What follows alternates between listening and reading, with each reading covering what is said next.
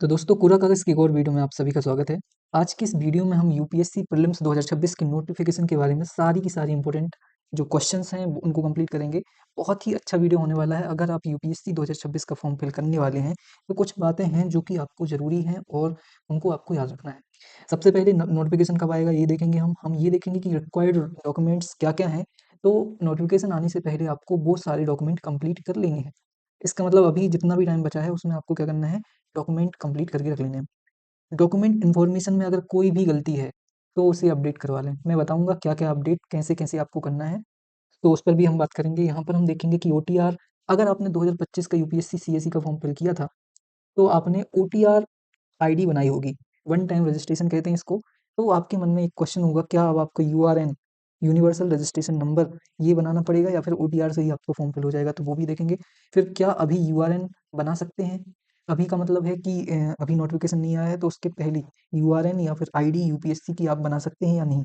इस पर हम बात करेंगे और 2026 में फॉर्म की कोई भी करेक्शन विंडो नहीं रहने वाली है। यहाँ पर मैं जितनी भी बातें करूँगा, वो सारी फैक्ट के आधार पर करूँगा। जो भी बात करूँगा प्रूफ़ के साथ करूँगा। कोई भी बात मैं हवा में नहीं कर रहा हूँ। तो हर चीज़ का यहाँ पर प्रूफ़ दूँगा। यहाँ पर कोई भी करेक्शन विंडो जैसा कि 2025 में हुआ था यूपीएससी में, वो देखने को नहीं मिलेगी। इसका मैं प्रूफ़ दूँगा आपके लिए और ऐसा हुआ है इसलिए मैं बता रहा हूँ, ठीक है? तो इस वीडियो में हम ये सारी चीज़ें देखने वाले हैं। तो अगर आप इस चैनल पर नए हैं तो सबसे पहले सब्सक्राइब कर लीजिए और सबसे पहले मैं अभी अपने सभी व्यूअर्स के लिए धन्यवाद कहना चाहता हूँ क्योंकि 2025 में आपने बहुत ही ज़्यादा सपोर्ट मुझे दिखाया है। आप देख सकते हैं 2676 घंटे मुझे देखा गया है या फिर सुना गया है जो भी। व्यू 2 लाख लोगों ने 2,40,000 व्यू हैं और इम्प्रेशन भी ठीक-ठाक है। तो सबसे पहले मैं आप सभी को बहुत ही बहुत धन्यवाद कहना चाहता हूँ और साथ में नए वर्ष की आप सभी को शुभकामनाएँ। बिना कोई देरी किए चलते हैं हम अपनी वीडियो पर। नोटिफ़िकेशन की डेट की बात करें अगर हम, तो आपका जो नोटिफ़िकेशन है 17 कहाँ गया ये 14 जनवरी को आपका जो एग्ज़ाम का नोटिफ़िकेशन आ जाएगा। यहाँ पर देख सकते हैं date of notification. Last date कब तक है? 3 फरवरी तक है मतलब 15-16 दिन मिलने हैं आपको फॉर्म फिल करने के। तो आपको कोशिश करनी है कि जितना भी टाइम आपके पास है, उसमें आप सारी की सारी जितनी भी आपके डॉक्यूमेंट हैं, उनको अभी इस टाइम में क्या कर लें सुधरवा लें, अपडेट करना है अपडेट कर लें या फिर उनको कलेक्ट करके रख लें, ताकि जैसे ही नोटिफ़िकेशन आए तो आप फॉर्म फिल कर दें। तो ये हो गई बात हमारी नोटिफ़िकेशन कब आएगी। दूसरी इम्पोर्टेंट बात बात है कि इम्पोर्टेंट डॉक्यूमेंट क्या-क्या हैं जो कि आपको लगने वाली है। तो यहाँ पर आपको सबसे पहले आधार कार्ड या फिर कोई भी एक आईडी। अब मैंने यहाँ पर और क्यों लिखा है ये बहुत ही इम्पोर्टेंट है। यहाँ पर क्या होता है कि जो न्यू वेबसाइट है यूपीएससी की, उसमें आधार कार्ड मैंडेटरी है। लेकिन अगर आधार कार्ड की इन्फॉर्मेशन आपकी 10th की मार्कशीट से मैच नहीं करती है, तो आधार को वो लेगा ही नहीं। आधार की इन्फॉर्मेशन नहीं ली जाएगी। तो कोई भी एक आईडी चल जाएगी जिसमें कि पैन कार्ड अगर उसमें सही है, तो आप उसका यूज़ कर सकते हैं। लेकिन मैं आपको सजेस्ट करूँगा कि जितना भी टाइम अभी आपके पास है आधार कार्ड को अपडेट करवा लें। अगर कोई भी गलती है, mother's name, father's name, date of birth या फिर आपकी खुद के नाम में कोई गलती आपके आधार कार्ड में है, तो नोटिफ़िकेशन आने से पहले उसको अपडेट करवा लें। ये बहुत ही ज़रूरी है और अगर आप ये करवा लेते हैं, तो आपको आगे दिक्कत नहीं आएगी। फिर 10th, 12th और ग्रेजुएशन ये तो मैंडेटरी डॉक्यूमेंट्स हैं। अगर आप पोस्ट ग्रेजुएट की इन्फॉर्मेशन भी फिल करना चाहते हैं, तो वो भी कर सकते हैं। कैटेगरी सर्टिफ़िकेट बहुत ही ज़्यादा इम्पोर्टेंट बहुत सारे लोग अभी ऐसे होंगे, मैं भी कुछ लोगों को पर्सनली जानता हूँ, जिन्होंने 2025 में एप्लीकेशन फॉर्म फिल किया था और उनके पास जब फॉर्म फिल करना था, तब उनके पास ओबीसी सर्टिफ़िकेट नहीं था और उसके चक्कर में उनको जनरल से अनरिज़र्व से फॉर्म फिल करना पड़ा। इसका मतलब है, अभी आपके पास कितना टाइम है? आज डेट है 1 जनवरी, अभी भी आपके पास 14 दिन हैं। जितने भी डॉक्यूमेंट आपको लगने वाले हैं, उनको कंप्लीट करवा के रख लीजिए। अगर आपके पास ईडब्ल्यूएस सर्टिफ़िकेट नहीं है, बनवा लीजिए अभी। 10 दिन में अप्लाई करेंगे तो 15 दिन तो लग ही जाएँगे। 10 दिन पहले कर रहे हैं, हो सकता है कि जल्दी भी आ जाता हो आपके डिस्ट्रिक्ट में, लेकिन मेरे डिस्ट्रिक्ट में मुझे पता है कि 10 से 12 दिन, 15 दिन भी यहाँ पर लग जाते हैं। तो ये चीज़ ध्यान रखें कि कैटेगरी सर्टिफ़िकेट आपका होना चाहिए, एक्टिव होना चाहिए। इसका मतलब जब आप एप्लीकेशन फॉर्म फिल कर रहे होंगे, उस टाइम पे वो वैलिड होना चाहिए। ये हो गई हमारी फिर फ़ोटो सिग्नेचर तो लगता ही है, यहाँ पर एक लाइव फ़ोटो का भी ऑप्शन आ गया है, जैसे कि एसएससी वगैरह में होता है, तो वो आप कर लेंगे। फिर यहाँ पर इनकम टैक्स सर्टिफ़िकेट ये लगेगा या नहीं? तो 2000 जो 25 में आपका ओटीआर फिल हुआ था, उसमें आपको आईटीआर भी अपलोड करना था अगर आप ईडब्ल्यूएस से हैं और आईटीआर फिल करते हैं तो। लेकिन 2026 में जहाँ तक मुझे लगता है, अभी तो क्लैरिटी नहीं है इसके बारे में, लेकिन मुझे पता है कि आईटीआर नहीं लगेगा। इसका रीज़न है क्योंकि जिसने भी यूपीएससी ईपीएफओ 2025 फॉर्म फिल किया था न्यू वेबसाइट पर, उसमें ईडब्ल्यूएस कैंडिडेट को आईटीआर नहीं माँगा था। इसका मतलब आपको भी नहीं माँगेगा। तो ये जो मेन बेसिक डॉक्यूमेंट है आपके कंप्लीट होने चाहिए। अगर आप ये कंप्लीट कर लेते हैं तो आप फॉर्म ईजिली भर लेंगे। तो 14 दिन है अभी आपके पास, आपको क्या करना है, सारे डॉक्यूमेंट कंप्लीट करने हैं। अब बिना कोई देरी किए चलते हैं नेक्स्ट टॉपिक पर। क्वेश्चन है आपका कि ओटीआर पहले था, आपने 2025 का फॉर्म फिल किया था, ओटीआर है, तो क्या यूआरएन बनाना पड़ेगा नया? एक कमेंट आया था मेरे अभी प्रीवियस वीडियो पर, जो कि यूपीएससी एनडीए और सीडीएस पर था। उसमें एक कैंडिडेट ने मुझसे यही क्वेश्चन पूछा था कि उन्होंने ओटीआर पहले बना रखा है, 2025 में सीएसई दिया था और 2026 का सीएसई देना है, तो क्या ओटीआर चल जाएगा या फिर यूआरएन बनाना पड़ेगा? तो आपको यूआरएन बनाना पड़ेगा।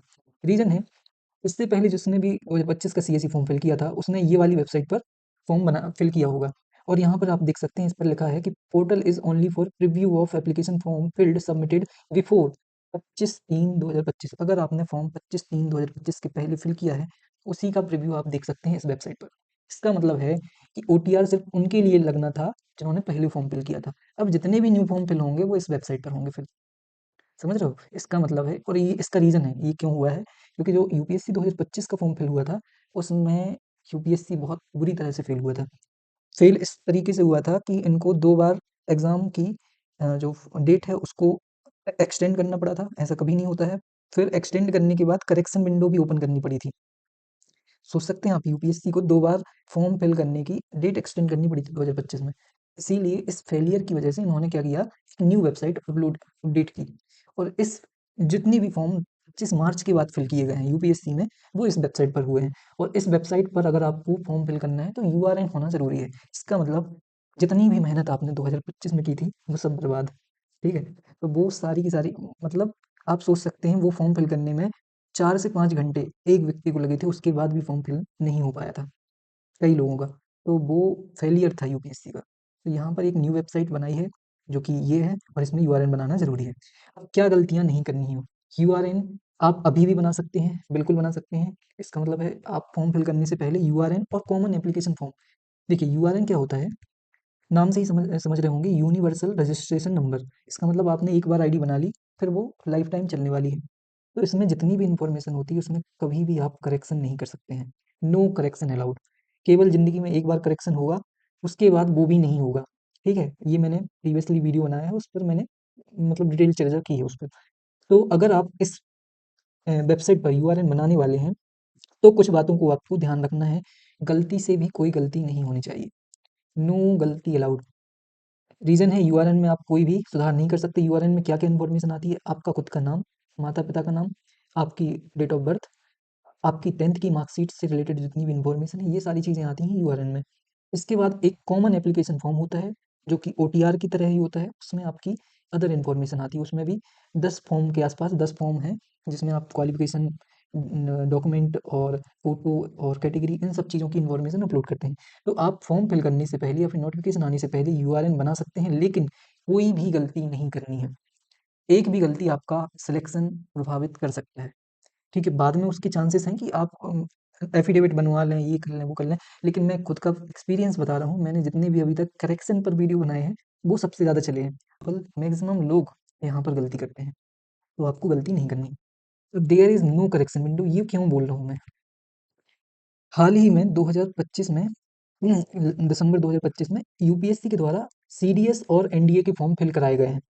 आप सभी को पता होगा सीडीएस और एनडीए। इसमें इन्होंने बोला है कि Commission has decided not to be extend facility of making any corrections in any field of application form after its submission and closure of application window of the examination। अगर आप एक बार form submit कर देते हैं तो आपको कोई भी करेक्शन का मौका नहीं दिया जाएगा।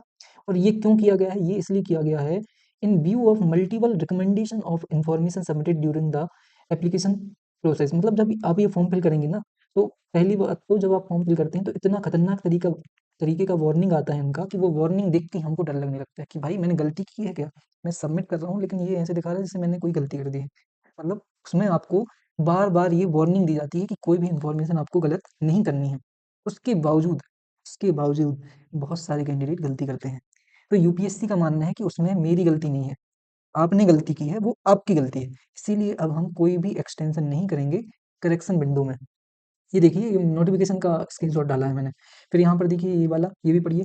Correction window alteration modification in any field of the application form is allowed no, यहाँ पर नो भी लिखा है, आफ्टर इट्स सबमिशन, इसका मतलब कोई करेक्शन यहाँ पर नहीं होने वाला है।